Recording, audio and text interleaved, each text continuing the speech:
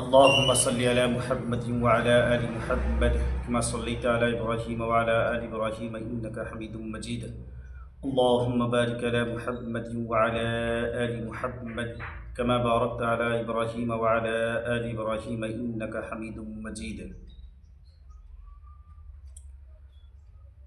بھائی دوستو اور میرے عزیز ساتھیوں، جیسا کہ آپ تمام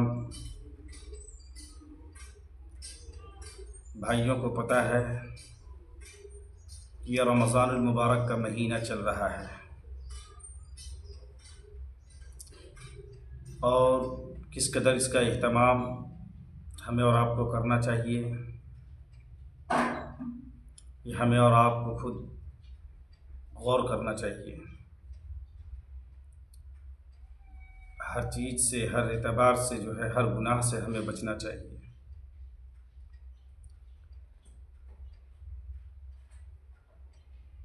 جی، فضائل رمضان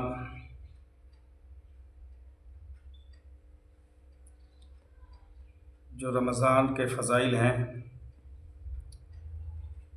اسی کے متعلق ایک حدیث ہے: آسمانی کتابیں رمضان المبارک میں نازل ہوئیں، اسی وجہ سے عموماً اللہ جل شانہ کی تمام کتابیں اسی ماہ میں نازل ہوئی، یعنی رمضان المبارک کے مہینے میں. چنانچہ قرآن پاک لوح محفوظ سے آسمان دنیا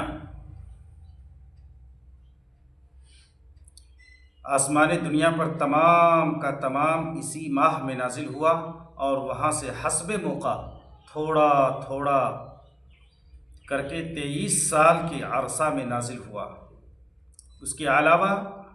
حضرت ابراہیم علی نبینا وعلیہ الصلوۃ والسلام کے صحیفے اسی ماہ کی 1 یا 3 تاریخ کو عطا ہوئے، اور حضرت داؤد علیہ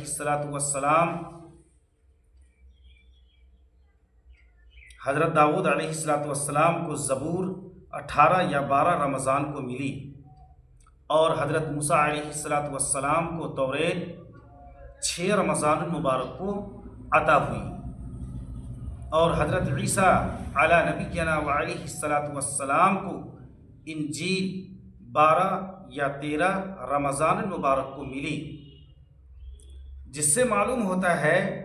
کہ اس ماہ کو کلام الہی کے ساتھ خاص مناسبت ہے. اسی وجہ سے تلاوت کی کثرت اس مہینہ میں منقول ہے، اور مشائخ کا معقول حضرت جبرائیل علیہ السلام ہر سال رمضان میں تمام قرآن شریف نبی اکرم صلی اللہ علیہ وسلم کو سناتے تھے. اور بعض روایات میں آیا ہے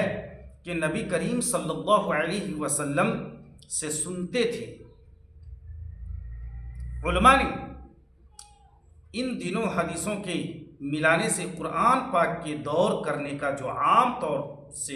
رائج ہے، استحباب نکالا ہے. بالجملہ تلاوت کا خاص اہتمام جتنا بھی ممکن ہو سکے کرے، اور جو وقت تلاوت سے بچے اس کو بھی ضائع کرنا مناسب نہیں، کہ نبی کریم صلی اللہ علیہ وسلم نے اسی حدیث کے آخر میں 4 چیزوں کی طرف خاص طور سے متوجہ فرمایا، اور اس مہینہ میں ان کی کثرت کا حکم فرمایا کہ کلمہ طیبہ اور استغفار اور جنت کے حصول اور دوزخ سے بچنے کی دعا.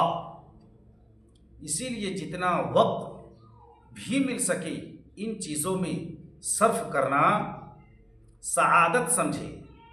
اور یہی نبی کریم صلی اللہ علیہ وسلم کے ارشاد مبارک کی قدر ہے. کیا دقت ہے کہ اپنی دنیاوی کاروبار میں مشغول رہتے ہوئے زبان سے درود شریف یا کلمہ طیبہ کا بھی ورد ہے، اور کلمہ کو اور کل کو یہ کہنے کا منہ باقی نہ رہے، میں گو رہا رہی ستم ہائے روزگار، لیکن تمہاری یاد سے غافل نہیں رہا۔ تو بھائی دوستو بزرگوں، اللہ تبارک و تعالیٰ سے دعا کریں کہ اللہ پاک ہمیں اور آپ کو اس مہینے کی جتنا بھی ہو سکے قدر کرنے کی توفیق عطا فرمائے، اور رمضان المبارک کا اہتمام اور